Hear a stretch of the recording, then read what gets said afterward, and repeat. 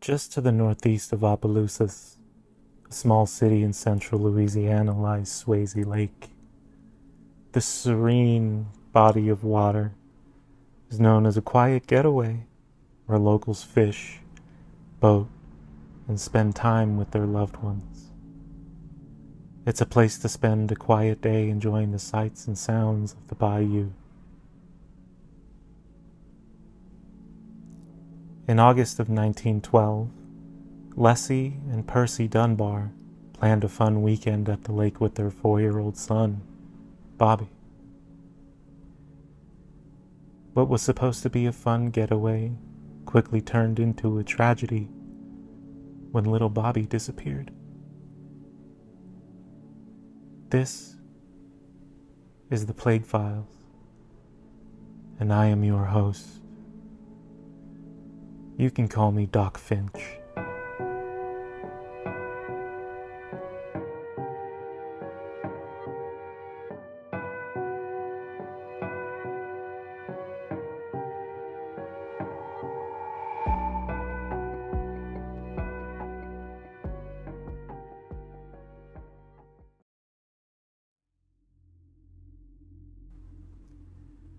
Swayze Lake, like many bodies of water in Louisiana, contained many kinds of wildlife, including alligators. Surrounded by the wilderness, it's easy to make certain assumptions, as Bobby was last seen near the water's edge. From one moment to the next, the boy seemingly vanished without a trace. A search for Bobby was immediately assembled, but after searching high and low for 8 months, no trace of him was ever found.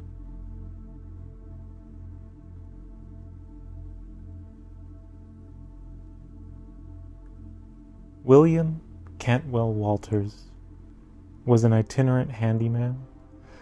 He specialized in the tuning and repair of organs and pianos. He was traveling through Mississippi with a boy who apparently matched the description of Bobby. Authorities approached Walters to inquire about the boy, to which he had a reasonable explanation. He claimed the boy's name was Charles Bruce Anderson, and that he was the son of a woman, Julia Anderson, who worked for his family as a laborer. Further, Walters claimed that Julia had willingly allowed the boy to accompany him on his travels. Authorities were not convinced, and Walters was arrested on suspicion of kidnapping. The Dunbars, meanwhile, were informed of these developments and quickly made their way to Mississippi. Newspaper reports differ slightly on their accounts of the Dunbars' reunion with the young boy claimed to be Bobby. Some accounts state that the boy immediately shouted "Mother!" upon seeing Leslie.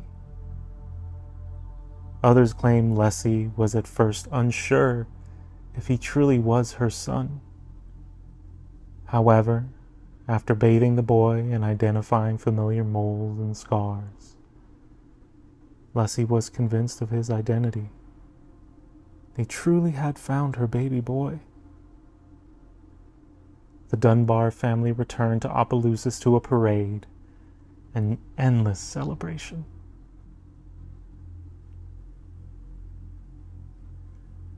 The jubilation was short-lived, as soon thereafter Julia Anderson herself traveled to Louisiana to retrieve the boy. She claimed that Walters was telling the truth, though she only agreed to let the young boy travel for a few days. Investigators arranged for Julia to be presented with 5 boys, one of which was who she claimed was really Bruce. When presented with the boy, he reportedly gave no indication he knew who she was. She asked if he was the boy recovered, but was given no answer. They didn't want to influence the investigation. She was then forced to admit she just wasn't sure. Disheartened, she was allowed to see the boy once again the following day. This time she felt much more certain that he was Bruce. Despite this, word had already begun to circulate that she was unable to initially identify the boy. She was also painted poorly by the media, as they noted she was a single mother who had given birth to 3 children out of wedlock, 2 of whom had passed at an early age. Thus, defeated, she returned home to North Carolina, and Bobby was once again allowed to return to his parents.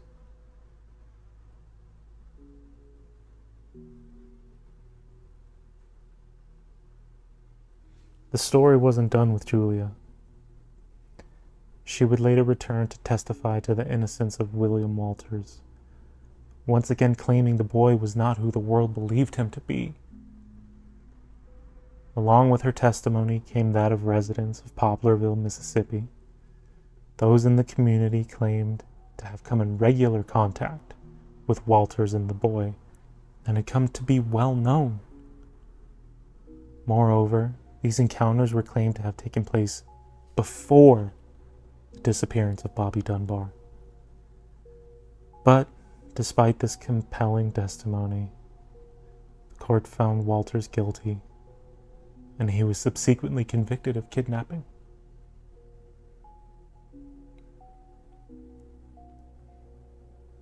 Walters wouldn't spend long in jail, as he eventually had his conviction overturned on appeal, and the state made the decision not to retry him. He served 2 years before he was released.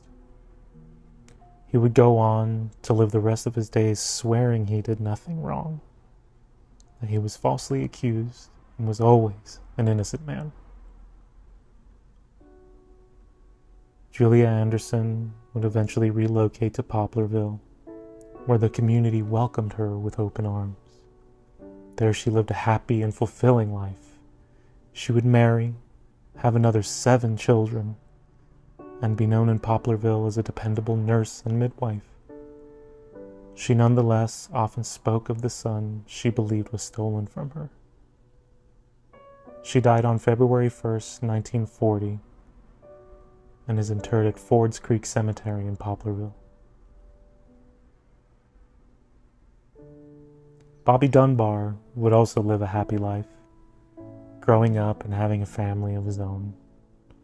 His story would become something of a family legend. The boy who disappeared and was later reunited with his loving parents. Bobby, however, made certain claims throughout his life that always made questions linger. His son Gerald, for example, would later recount passing through Poplarville with Bobby, and him stating, "Those are the people they came to pick me up from." Bobby died on March 8th, 1966, and is buried in Bellevue Memorial Park in Opelousas.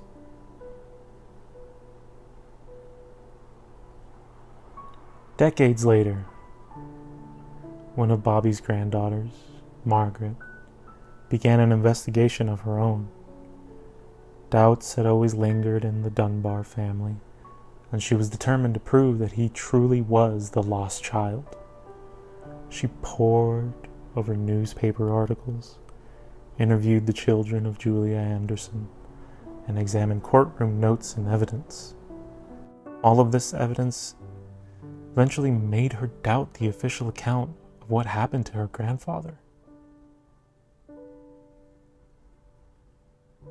In 2004, the family was approached by the Associated Press to tell their story, and Bob Dunbar Jr. agreed to undergo genetic testing. His genetic profile was then compared to that of his cousin, the son of Alonzo Dunbar, Bobby's brother.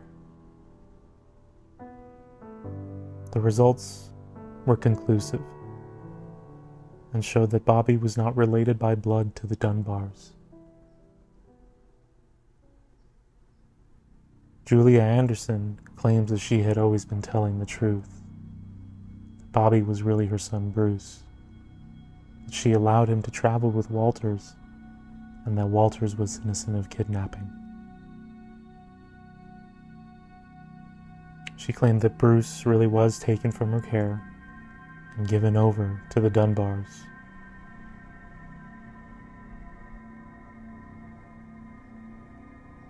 The DNA test only deepens the mystery.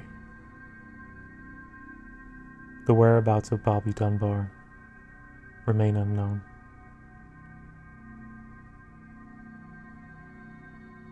Please like and subscribe to join me for the next installment of the Plague Files.